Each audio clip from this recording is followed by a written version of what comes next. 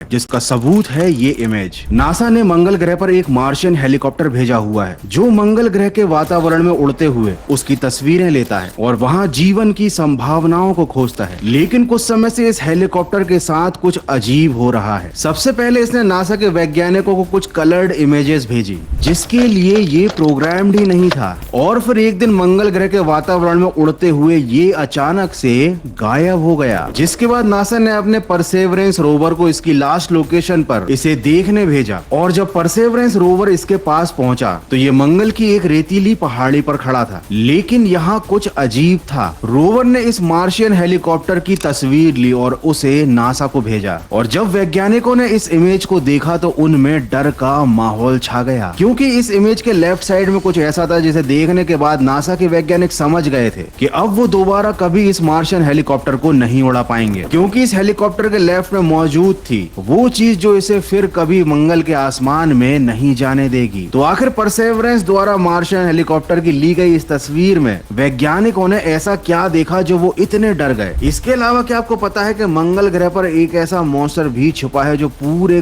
ग्रह को निगल लेता है, जिसके चलते अंतरिक्ष से देखने पर मंगल ग्रह का रंग तक बदल जाता है। आपको पता है इंडिया में 1 आउट ऑफ 3 लोगों के दांत टेढ़े मेढ़े होते हैं या उनके बीच गैप्स होते हैं, और रिसर्च के हिसाब से ये रेट बच्चों में 35% से ज्यादा है, और कुछ सिटीज में यूथ में ये 60% तक पहुंच जाता है। और प्रॉब्लम सिर्फ लुक की नहीं है, क्रूक्ड टीथ में खाना अटक जाता है, क्लीन प्रॉपरली नहीं हो पाता, बैक्टीरिया जमते हैं, इससे कैविटीज, जॉ पेन और दांतों में अर्ली वियर एंड टियर होता है। पुअर सेल्फ इमेज और कॉन्फिडेंस भी इससे काफी ज्यादा इफेक्ट होता है। लेकिन हम इसके बारे में कुछ करते नहीं, बिकॉज हम ये सोचते हैं कि यार इस उम्र में ब्रेसेस कौन लगाएगा। लेकिन अब इसका सोल्यूशन है टूथसी बाय मेको इनविजिबल अलाइनर्स, जो सिर्फ 6 से 12 महीनों में क्रूक्ड टीथ और गैप्स फिक्स करने का क्लेम करते हैं, much faster than traditional metal braces, comfortable, removable, और सबसे बड़ी बात किसी को पता ही नहीं चलेगा कि आप अलाइनर्स पहने हुए हो। टूथसी देता है गारंटीड रिजल्ट्स। प्रोसेस बहुत सिंपल है। वेबसाइट पर 3D टीथ स्कैन बुक करो, टूथसी के एक्सपर्ट्स घर आके स्कैन करेंगे, या आप उनके 40+ पैन इंडिया सेंटर्स में जाकर स्कैन करा सकते हो। डॉक्टर कंसल्टेशन के बाद कस्टमाइज अलाइनर डोर स्टेप पर डिलीवर। और अगर अफोर्डेबिलिटी की बात करें तो EMI प्लान 2500 रुपए पर मंथ से शुरू होते हैं। Already 3 lakh plus smiles design हो चुके हैं, US FDA क्लियर टेक्नोलॉजी और हजारों डेंटिस्ट के ट्रस्ट के साथ। लिंक डिस्क्रिप्शन में है। अपना फ्री टीथ स्कैन बुक करो। हरी, लिमिटेड टाइम ऑफर है।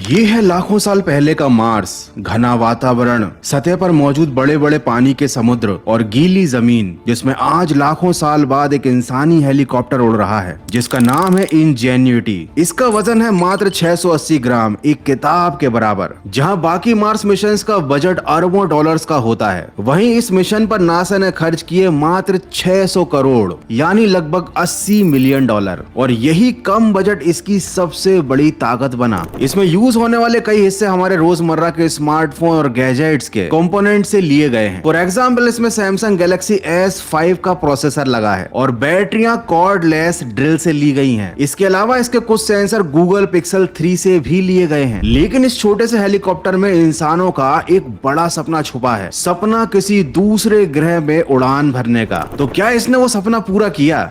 जी हाँ, बिल्कुल। 18 फरवरी 2021 को जब परसेवरेंस रोवर मंगल पर उतरा तो उसके नीचे यही इंजेन्युइटी हेलीकॉप्टर बंधा हुआ था। शुरू में नासा का प्लान था कि वो इंजेन्युइटी को केवल 30 दिन मार्स पर कुछ टेस्टिंग फ्लाइट्स में उड़ाएंगे, क्योंकि उन्हें उम्मीद भी नहीं थी कि कुछ स्मार्टफोन्स के कंपोनेंट्स को जोड़कर बना हुआ ये हेलीकॉप्टर मार्स के हार्श एनवायरनमेंट में ज्यादा दिन टिक पाएगा। लेकिन इंजेन्युइटी ने नासा को गलत साबित कर दिखाया और धरती से 99% पतले मार्शियन एनवायरनमेंट में इसने पहले महीने में ही 5 से 6 सफल उड़ान भरकर इतिहास रच दिया। क्योंकि राइट ब्रदर्स की पहली उड़ान के 120 साल बाद इंसान ने पहली बार किसी और ग्रह की हवा को चीरकर उड़ान भरी थी। एंड शॉकिंगली पूरे महीने भर की इंटेंस उड़ानों के बावजूद भी इसके सारे कंपोनेंट्स सही सलामत थे, ऑलमोस्ट, क्योंकि इसने अपनी पहली उड़ान के दौरान ही कुछ अजीब बिहेव करना शुरू कर दिया था। कुछ ऐसी अजीब और डरावनी चीजें जो इसके प्रोग्रामिंग में थी ही नहीं। शुरू में तो नासा की टीम इंजेन्युइटी की परफॉर्मेंस को देखकर, उसकी उड़ानों को देखकर काफी ज्यादा खुश थी।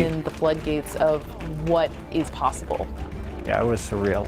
that was the crowning achievement of the team. क्योंकि ये छोटा सा हेलीकॉप्टर वो काम कर रहा था जो कि 2.7 बिलियन डॉलर में बना परसेवरेंस रोवर भी नहीं कर पाया था। अब नासा ने इसकी उड़ानों से इंप्रेस होकर इसे मार्स के ऐसे हिस्सों में भी उड़ाना शुरू कर दिया जहां ऊंची नीची पहाड़ियां और रेतीले टेरेन्स होने की वजह से परसेवरेंस रोवर का पहुंचना लगभग नामुमकिन था। एक दिन जब यह मार्स के जेजेरो क्रेटर के ऊपर उड़ान भर रहा था तभी कुछ अजीब हुआ। इसका सामना हुआ मार्स के मॉन्स्टर से, एक ऐसा दानव जो अपने सबसे भयानक रूप में पूरे मंगल ग्रह को निगल लेता है। फॉर एग्जाम्पल जरा मार्स की इन दोनों तस्वीरों को साइड बाय साइड देखो, कुछ अजीब दिखा। एक तस्वीर में आप मंगल ग्रह की सतह को साफ साफ देख सकते हो जबकि दूसरी में ये पूरा ग्रह एक भूरे धुंधले पर्दे के नीचे गायब सा है। यही है मार्स का मॉन्स्टर, मार्शियन डस्ट स्टॉर्म। क्योंकि मार्स के तूफान साधारण नहीं होते, कई बार ये पूरे के पूरे प्लेनेट को अपनी चपेट में ले लेते हैं और जब ये धूल के बादल बनते हैं तो सूरज की रोशनी पूरे प्लेनेट पर कहीं भी नहीं पहुंच पाती। इसका नतीजा ये होता है कि मंगल का तापमान सीधे -85 डिग्री सेल्सियस से गिरकर -125 डिग्री सेल्सियस तक चला जाता है। ऊपर से हल्की उड़ती हुई मार्स की ये पतली रेत, ये दोनों मिलकर ऐसा डेडली कॉम्बिनेशन बनाते हैं कि किसी भी मशीन का मार्स की सरफेस पर सरवाइव करने के चांसेस बहुत कम हो जाते हैं। क्योंकि मार्स के इस तूफान की वजह से मशीनों में लगे हुए सोलर पैनल्स को ना ही सनलाइट मिल पाती है और साथ ही धूल में मौजूद रेत के बारीक कण मशीन्स के पार्ट्स के अंदर चले जाते हैं। यहाँ तक कि ये सोलर पैनल की सरफेस पर चिपक जाते हैं और उसकी पावर जनरेशन की एफिशिएंसी को भी बहुत कम कर देते हैं और इसी वजह से नासा के इंजीनियर्स इसे मार्स मॉन्स्टर कहते हैं। और जब सोल 312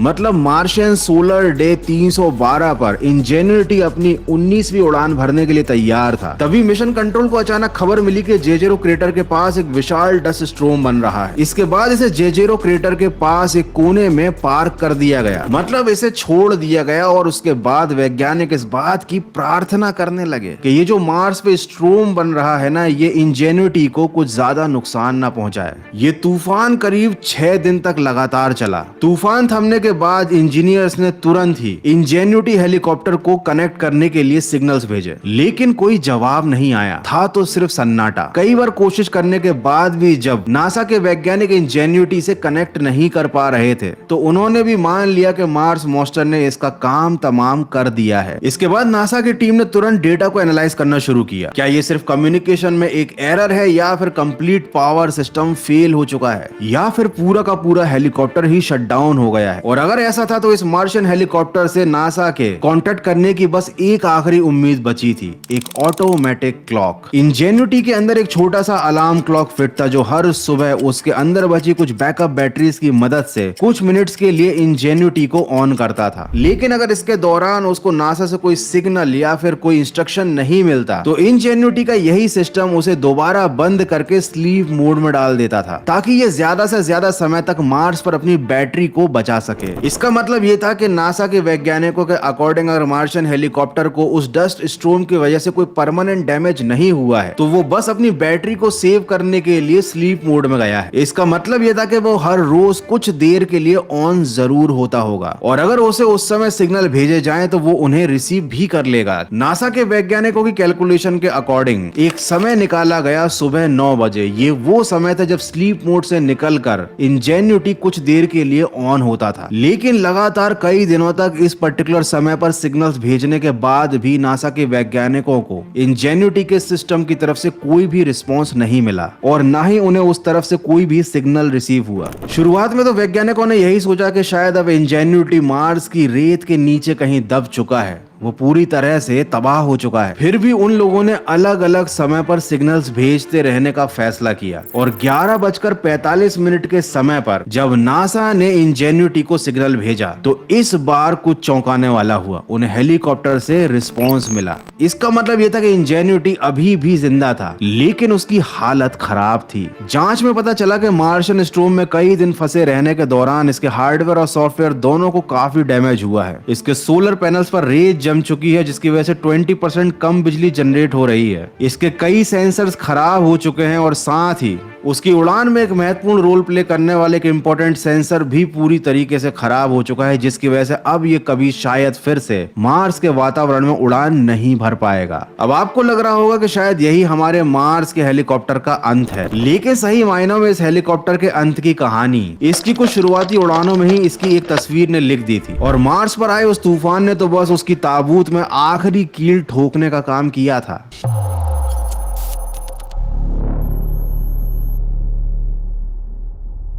अगस्त 2012 धरती से निकला नासा का एक यान इस लाल ग्रह के वातावरण में घुसता है। इस समय इसकी रफ्तार थी करीब 19,000 किलोमीटर प्रति घंटा। इतनी तेज गति से मंगल की पतली हवा से टकराते ही इस यान की बाहरी परत आग की तरह चमकने लगी और हीट शील्ड का तापमान सीधा 1600 डिग्री सेल्सियस पहुंच गया। वैज्ञानिक इस पल को कहते हैं EDL, मतलब एंट्री, डिसेंट एंड लैंडिंग। यही वो समय होता है जब किसी भी मार्स मिशन की किस्मत तय होती है, क्योंकि इसी समय की गई जरा सी कैलकुलेशन मिस्टेक या जरा सी गलती पूरे मिशन को खतरे में डाल सकती है। और परसेवरेंस रोवर के साथ इसी भयानक सफर को तय करके इंजेन्युटी मंगल की सतह पर पहुंचा था, जिसके बाद मिली थी हमें ये ब्लैक एंड व्हाइट तस्वीर जो इंजेन्युटी ने अपनी शुरुआती उड़ानों में ली थी। लेकिन उड़ान के 54 सेकंड बाद ही कुछ अजीब सा हुआ। लगातार ब्लैक एंड व्हाइट इमेजेस भेज रहे इंजेन्युटी ने अचानक से एक कलर्ड इमेज भेज दी, जबकि इंजेन्युटी का प्रोसेसर मंगल ग्रह पर कलर्ड इमेज लेने के लिए ट्रेंड ही नहीं था। लेकिन ये तस्वीर कोई साधारण तस्वीर नहीं थी, इसमें था कुछ डराने वाला। और इसे ठीक से समझने के लिए हमको जानना पड़ेगा कि आखिर ये इंजेन्युटी हेलीकॉप्टर काम कैसे करता था। असल में मंगल पर हेलीकॉप्टर उड़ाना इतना आसान काम नहीं है जितना कि सुनने में लगता है। धरती और मंगल के बीच दूरी इतनी ज्यादा है कि एक सिग्नल को पहुंचने में कम से कम 6 मिनट का समय लगता है। इसीलिए इस हेलीकॉप्टर इंजेन्युटी को धरती से डायरेक्ट कंट्रोल करके उड़ाना इम्पॉसिबल था, उसे अपने आप उड़ना था। इसके लिए इंजीनियर सबसे पहले उड़ान का रास्ता उसके कंप्यूटर में डालते और फिर उसके AI और सेंसर्स उस रास्ते को फॉलो करते। लेकिन यहाँ पर एक दिक्कत थी।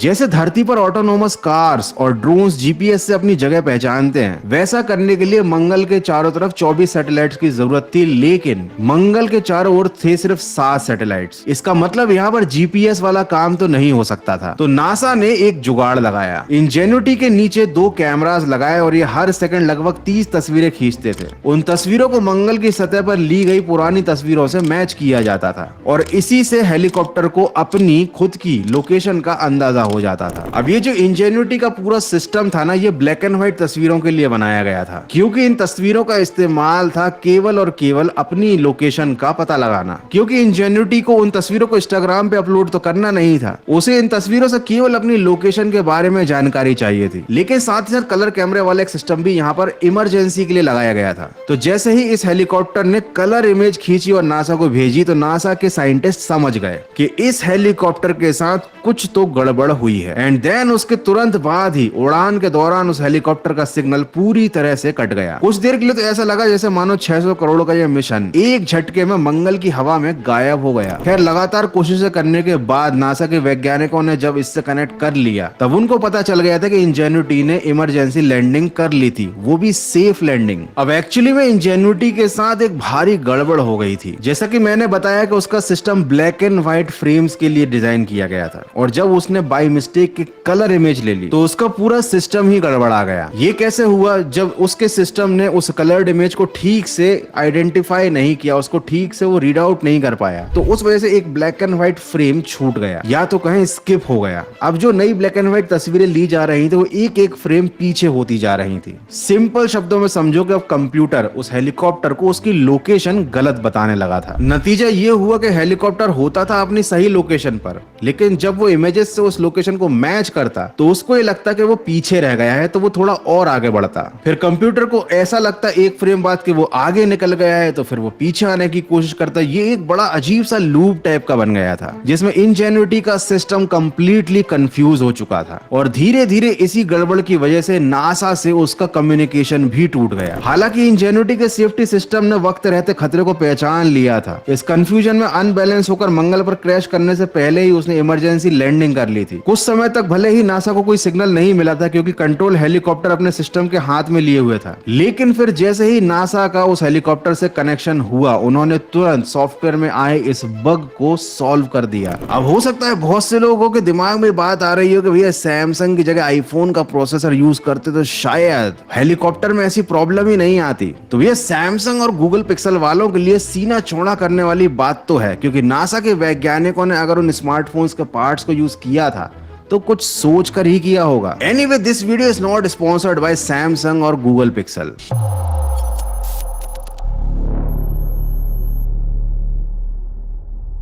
अब हम वापस आते हैं उस दिन पर जब डस्ट स्टॉर्म की वजह से ये जो हेलीकॉप्टर था ये डैमेज्ड हो गया था, इसके सेंसर्स खराब हो गए थे। तो नासा के वैज्ञानिकों ने लगाया एक जुगाड़, क्योंकि उनको मालूम था कि ये स्मार्टफोन्स के छोटे छोटे कंपोनेंट्स को मिलाकर बना हुआ है। तो उन्होंने इस मार्शियन रोवर के इंक्लाइनोमीटर की जगह स्मार्टफोन के एक्सेलरेटोमीटर और जायरोस्कोप जैसे मामूली सेंसर्स के इस्तेमाल को यूज करने का आइडिया लगाया, और शॉकिंगली उनका ये जुगाड़ एकदम काम भी कर गया। इंजेन्युटी फिर से हवा में उड़ने लगा, लेकिन ये कोई नहीं जानता था कि ये जो उड़ान है ना उसकी आखिरी उड़ान है। तो अब हम आते हैं इंजेन्युटी की कहानी के सबसे दुखद मोड़ पर। इंजेन्युटी हेलीकॉप्टर की इस तस्वीर पर, जैसे नासा ने परसेवरेंस रोवर से ली थी, फ्लाइट 71, ये इंजेन्युटी हेलीकॉप्टर की सबसे लंबी फ्लाइट थी। उसे मंगल ग्रह के ब्राइट एंजल नाम की जगह तक पहुंचना था, जहां परसेवरेंस रोवर उसका इंतजार कर रहा था। इसके लिए नासा ने एक आसान पैटर्न, एक आसान रास्ता चुना था। बस इंजेन्युटी को उड़कर रेत के पहाड़ यानी एक डून को पार करना था। लेकिन रास्ते में फिर से वही समस्या आ गई। इस रोवर ने, मतलब इस हेलीकॉप्टर ने, एक और कलर्ड इमेज कैप्चर कर डाली, और फिर वही हुआ। इस हेलीकॉप्टर के एआई ने तुरंत की इमरजेंसी लैंडिंग कराई, क्योंकि अब वो फिर से कंफ्यूज हो गया था। लेकिन इस बार की लैंडिंग में इंजेन्युटी ने एक बहुत बड़ी गलती कर दी। उसने ये नहीं देखा कि लैंडिंग के दौरान ये मंगल ग्रह के सबसे खतरनाक रेगिस्तानी कच्चीली रेतीली मिट्टी के ढेरों पर लैंड कर रहा था। लेकिन फिर भी इसने एक बार और कोशिश की। इसकी 72वीं आखिरी उड़ान, इंजेन्युटी हेलीकॉप्टर ऊपर उठा, उसके कैमरों ने काम करना शुरू किया, लेकिन फिर से इसका नेविगेशन गड़बड़ा गया, और इस बार इमरजेंसी लैंडिंग ने भी ठीक से काम नहीं किया। ये तेजी से एक सरफेस पर गिरा और नासा से तुरंत इसने कांटेक्ट खो दिया। इसके बाद नासा के वैज्ञानिक काफी ट्राई करते रहे कि वो किसी तरह मार्शियन हेलीकॉप्टर से कम्युनिकेशन दोबारा स्टेबलाइज करें, लेकिन अब उनकी हर कोशिश फेल हो रही थी। फाइनली हार मानने के बाद वो परसेवरेंस रोवर को ही हेलीकॉप्टर के पास भेजने की कोशिश करते हैं। जब परसेवरेंस रोवर उस जगह पर पहुंचा जहां पर इंजेन्युटी की हार्ड लैंडिंग हुई थी, वहां पर उसे वो रेत के एक टीले पर खड़ा दिखाई दिया, और उसके लेफ्ट साइड में कुछ था। ये थे कार्बन फाइबर के वो ब्लेड जो इंजेन्युटी हेलीकॉप्टर को मार्स के पतले वातावरण में उड़ा रहे थे, और अब उनके टुकड़े टुकड़े हो चुके थे।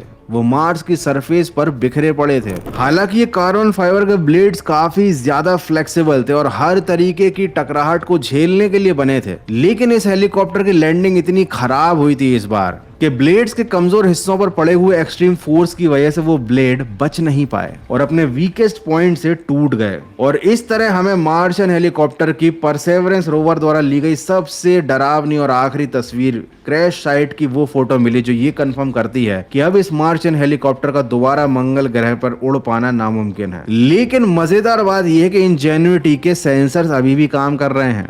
वो उड़ भले नहीं पा रहा हो, लेकिन वेदर को मेजर करने वाले सेंसर और कैमरेज की वजह से वो आज भी नासा के काम आ रहा है। उसे एक वेदर स्टेशन की तरह नासा इस्तेमाल कर रहा है। ये हेलीकॉप्टर आज भी मंगल की सतह पर बैठकर अपने इंस्ट्रूमेंट्स की मदद से हवा, तापमान और मौसम की जानकारी धरती तक भेज रहा है। एंड लिटरली इस हेलीकॉप्टर की ये जो जर्नी है ना, धरती से लेकर मंगल ग्रह तक पहुंचने की और एक उड़ने वाली डिवाइस से एक वेदर स्टेशन बन जाने की, ये किसी मूवी की स्टोरी से कम नहीं है। इसकी जर्नी को, इसकी कहानी को बताते बताते मैं भी इसके साथ जुड़ सा गया था, जैसे कि ये कोई मशीन ना हो, एक जिंदा प्राणी हो। एनीवेज, आपको मार्शियन हेलीकॉप्टर की इनक्रेडिबल जर्नी की कहानी कैसी लगी मुझे कमेंट करके जरूर बताना। और हाँ, जाने से पहले टुत्सी की वेबसाइट जरूर चेकआउट करना for their invisible teeth aligners. ये मेटल ब्रेसेस की तरह ही काम करते हैं to straighten your crooked teeth, but दिखते नहीं है, बिल्कुल इनविजिबल होते हैं। So book your free teeth scan from the link in the description.